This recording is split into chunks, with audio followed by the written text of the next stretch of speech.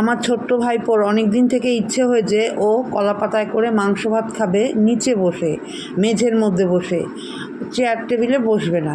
তো ওর ইচ্ছেটা পূরণ করা হলো।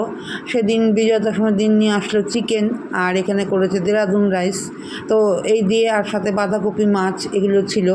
ভাই পাশের বাড়ির থেকে রান্না হয়ে যাওয়ার পরে পাশের বাড়ি থেকে নিয়ে আসলো কলা পাতা কেটে।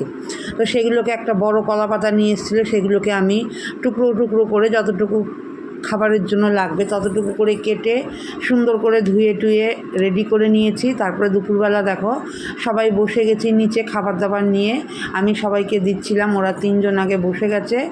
আর এখানে দেখো ভাইপো তো খুব আনন্দ পেয়েছে এই কলা পাতার মধ্যে করে মাংস ভাত খাওয়া। আমি জানি না ও কোথা থেকে দেখেছে, আমরা তো আগে বিয়েবাড়িতে কলা পাতার মধ্যে করেই খেতাম, দেওয়া হতো আর মাটির খুঁড়ি।